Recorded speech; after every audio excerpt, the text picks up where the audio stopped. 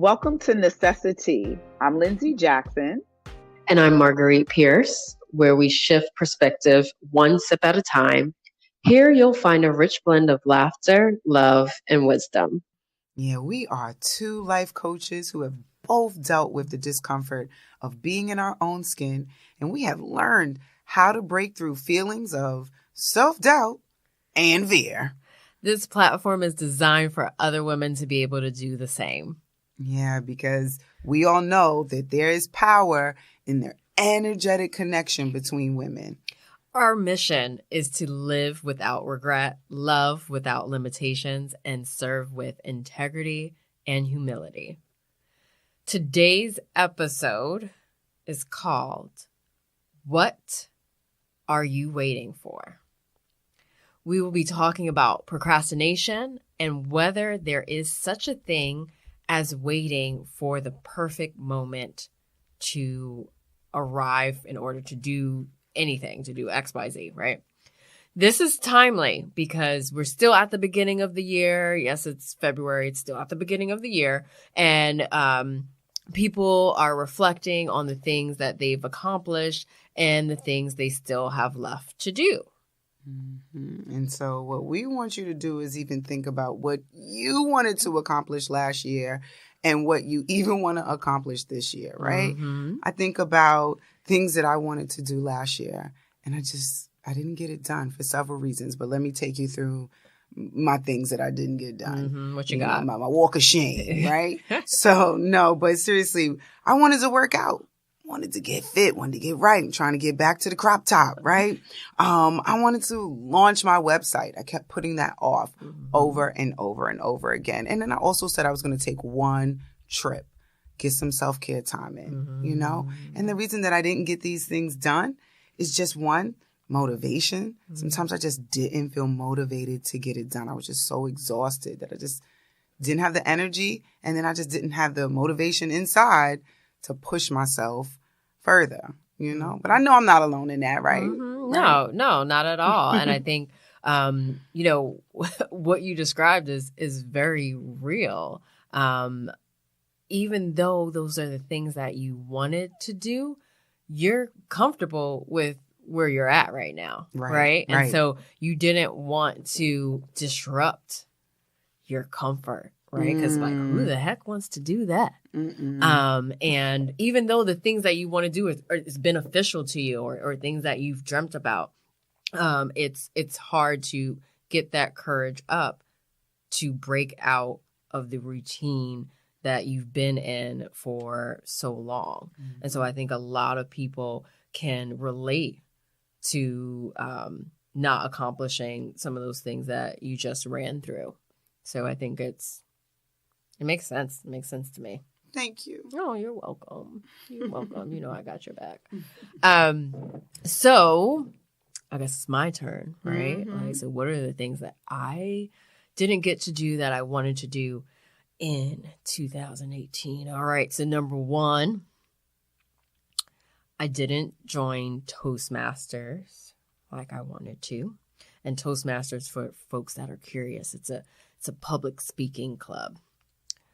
I also did not exercise regularly. Womp womp. And I didn't get around to decreasing the amount of meat that I was eating. Like I had to focus on that, and I just didn't get around to doing that. And I think, my reasoning was, okay, I don't want to disrupt what I've got going on, even though I know I could do better. I'm comfortable, and just lack of motivation as well. I think you said that too. And I think the third thing is it's tough to reconcile, but I know it's so true for me.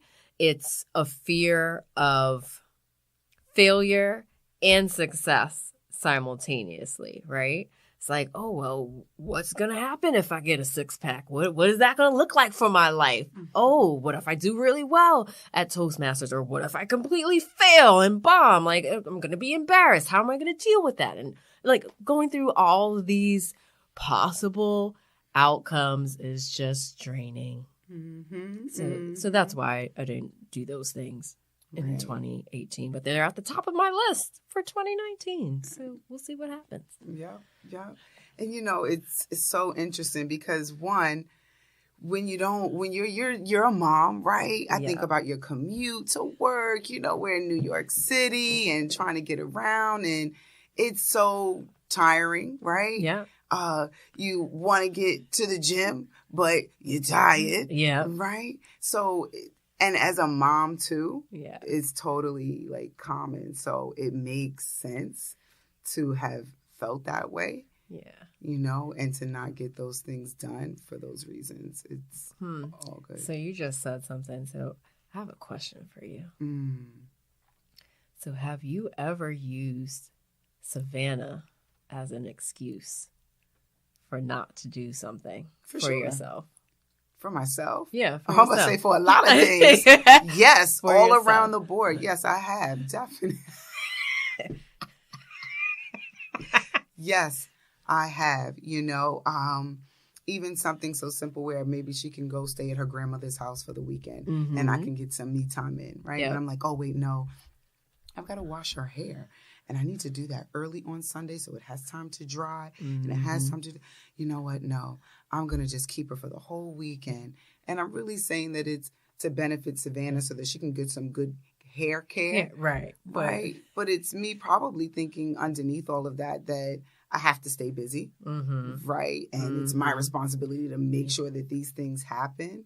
And also a little, self-judgment about my terrible mom if on Monday she goes to school with what her hair looked like on Friday. Right. You will call somebody on me. I'm not sure. Probably not. I hope not. Probably because it might happen soon. No, but I get it, and I think all of us, like whether you have children or not, you find excuses, and like you find them everywhere. They show up so conveniently, don't they? When you want to get out of doing something that you've committed to yourself to do. And some of those excuses we have on deck. We have them like just ready in the back pocket. Easy. Ready. Like, wait, would you ask? Wait. I was supposed to go to the gym? Oh, I can't. I got work late. The work late is easy. That just rolls off the tongue so easy too. And you don't feel guilty about it because you're doing work, right? And work is always good to do, and people like to hear it. Oh, you staying late, Lindsay? Oh, okay. I see you. I see exactly. All right, you making it. Exactly. Oh, that's so crazy how that happens.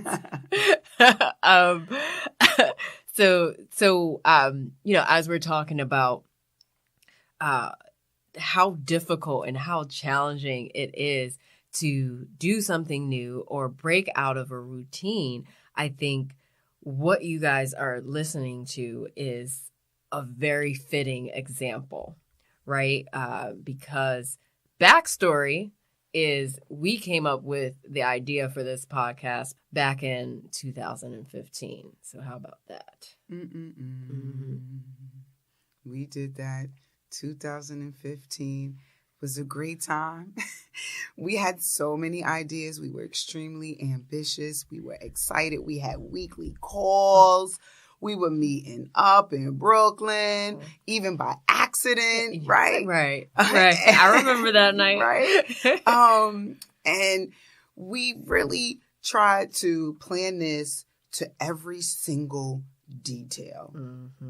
And then life happened. Yep. It always does. Right. And we put it to the side. We even didn't talk as often, right? Because life happened, right? So finally, we revisited it. But we were kind of like hard on ourselves about how we should have done this already. Right. But we had other things that were meant for us at that time. Yeah, but the good news is here we are. Here we are. We're getting it started. So at this point, I think it makes sense to talk a bit about some information that relates to procrastination and waiting for the quote unquote perfect moment.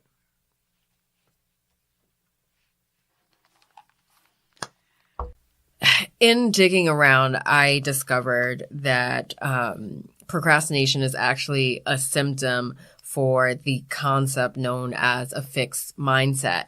And this term was coined by Dr. Carol Dweck, and she's a psychologist and also a professor at Stanford University. In a fixed mindset, people believe that their basic qualities like intelligence or talent are fixed, right? Like you come into the world with a set amount of intelligence, and there's no way that you'll be able to increase it, right? So whatever you come to the table with is what you got, and you're never going to get any more, and you probably won't have any less. And they don't think that those things increase with practice or development. And they believe that success is only based solely on that innate talent or intelligence. The opposite concept is called the growth mindset.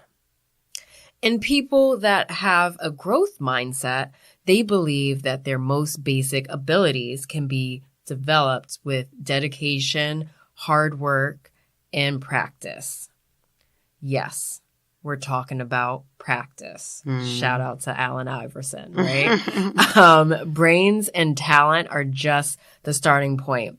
This view creates a love of learning and resilience, and that is essential for great accomplishment, right? So being able to say and be comfortable with knowing that what I know in this moment is not all I'm going to know a week from now, or even a day or a year from now, and to just take a step forward into building whatever it is I want to work on. And it's funny because, me, I work in training and staff development, right? So I'm all about practice. And sometimes I encounter people who come in and they have been in the field for 14, 15 years. They know it all. So they sit through the training, checking their phone and checking emails and stuff because they feel like I already know what I know. That's it.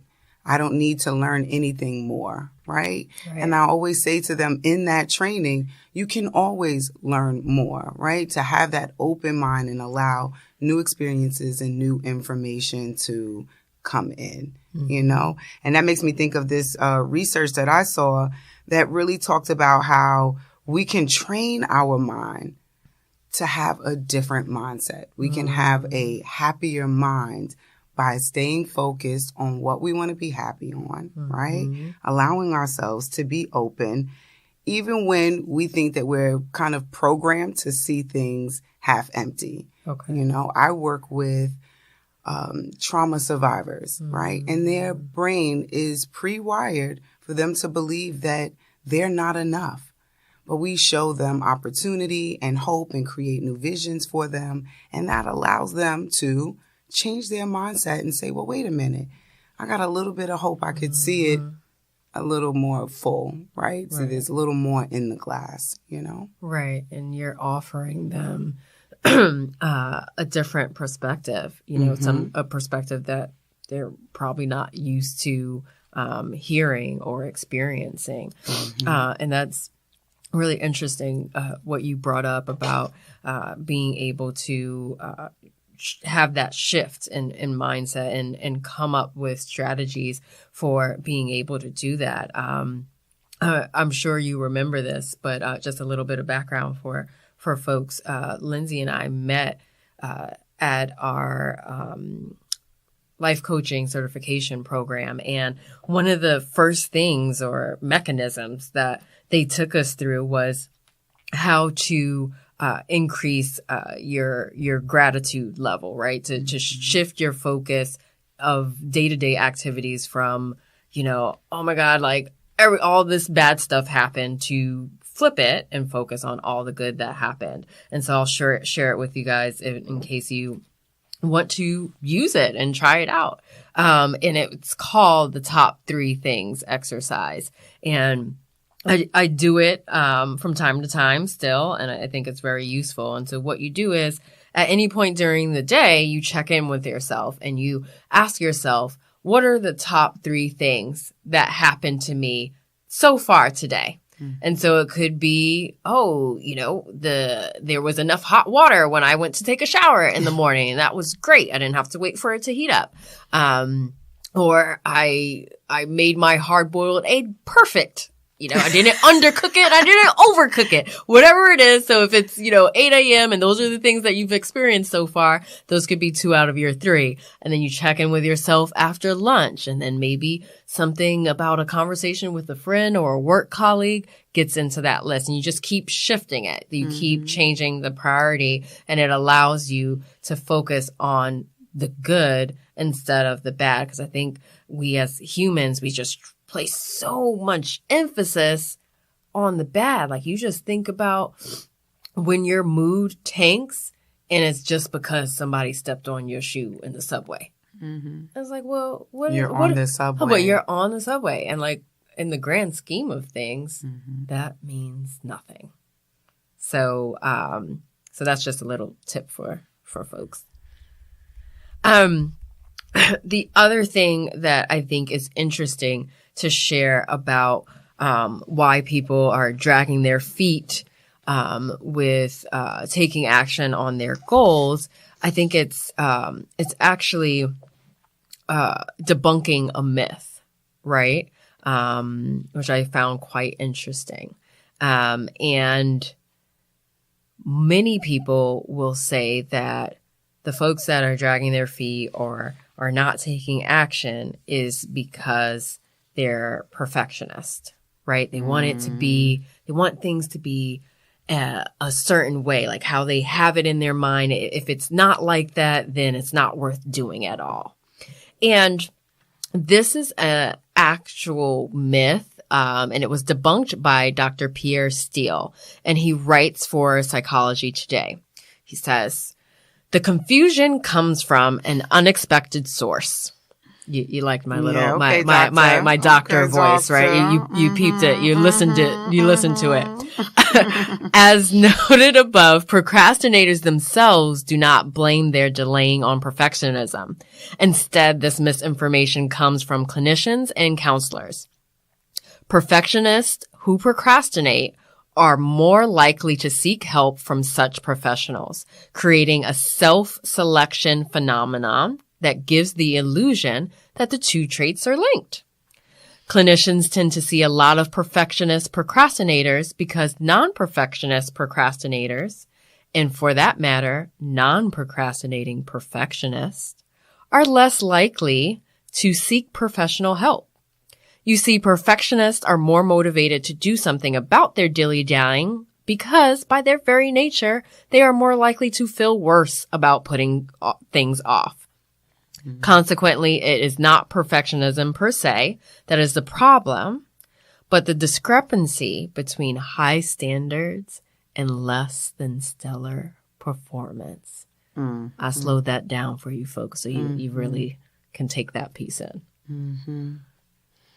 Do you think that you're a perfectionist? I think in some ways, yes. And I'll expand on that.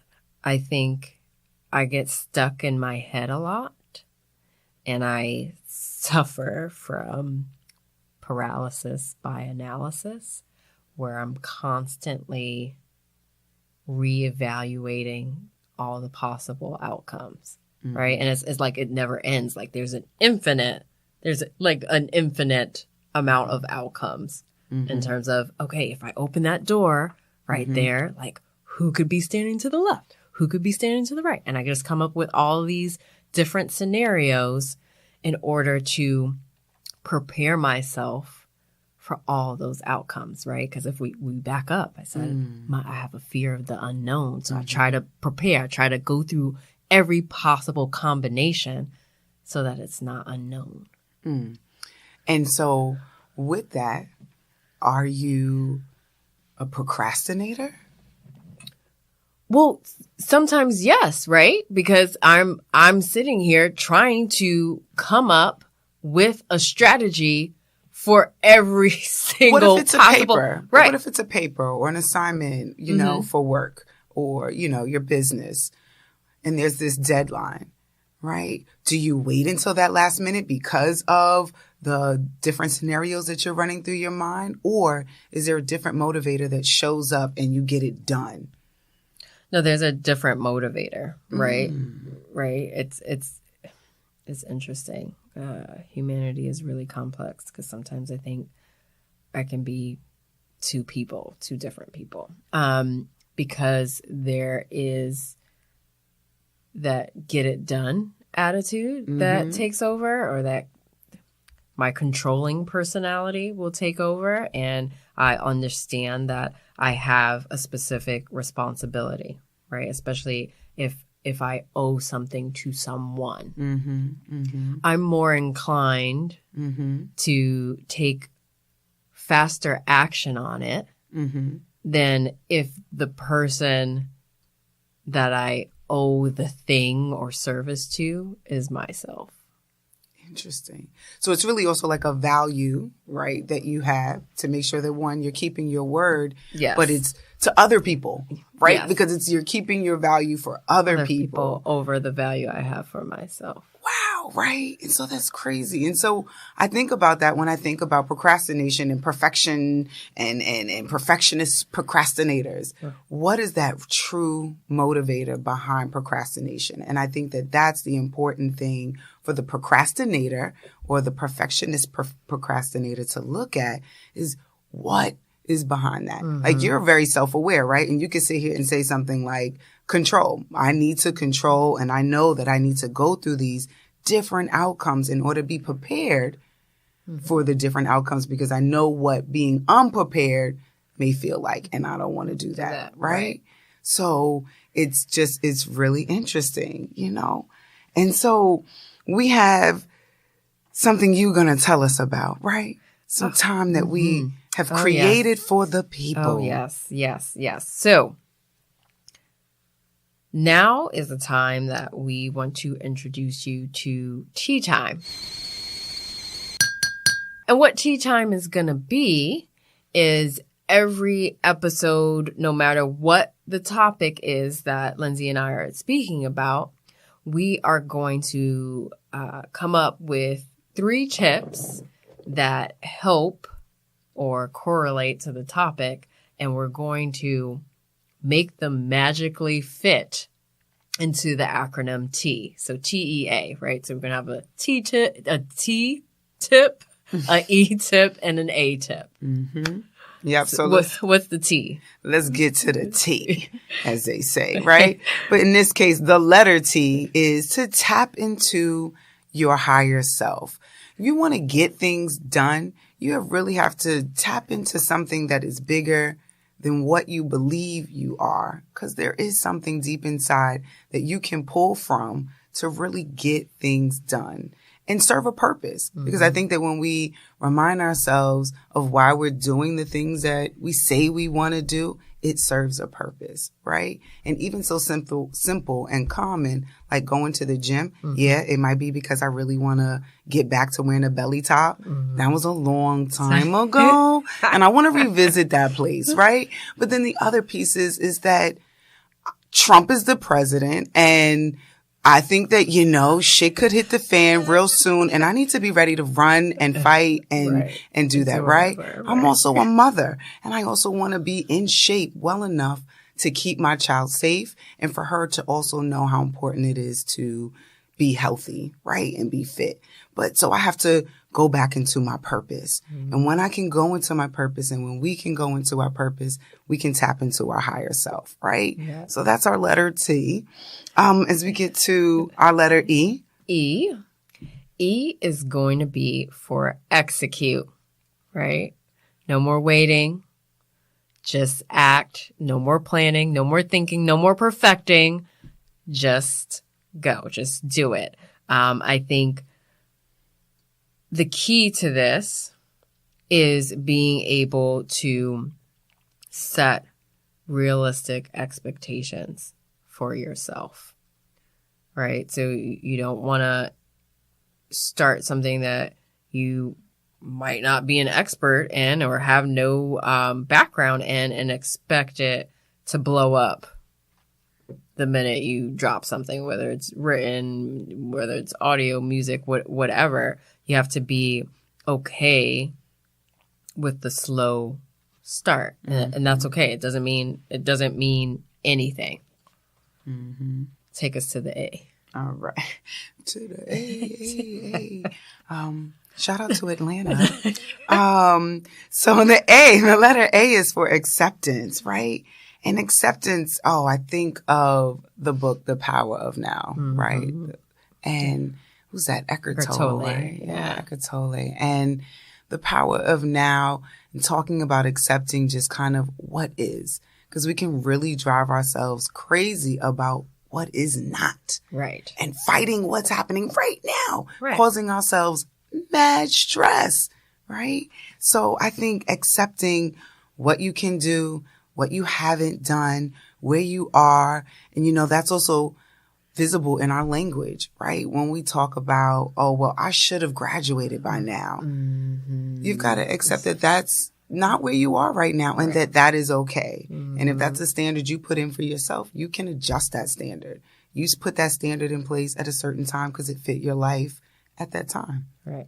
Adjust it, So I think it's really important to be in acceptance of what is happening right now. So it's like, be open to everything and attached to nothing. Yes, I love that Wayne Dyer quote. Shout out to Wayne. Yeah, I have to remind myself of that constantly. I mean, even just a few moments ago, I was talking about all these imaginary scenarios that I try to prepare for that probably won't ever happen. Mm-hmm. So that's a lot of wasted energy and brain power. Mm-hmm.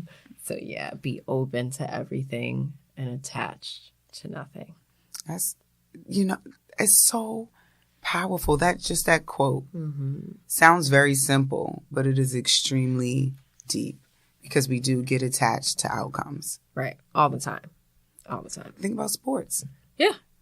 There's a whole Super Bowl just happened, right? Exactly. And the whole betting industry is based on outcomes. I bet it. I lost. And I only watched because I was hoping to win. Right. And every time they didn't score, which was for a very long time. Yep. I was so upset because I was attached to the outcome. Right. That you place money on. I placed money on that. Exactly. I lost money. Exactly. Only a little bit, though. Okay. Well, that's not too bad then.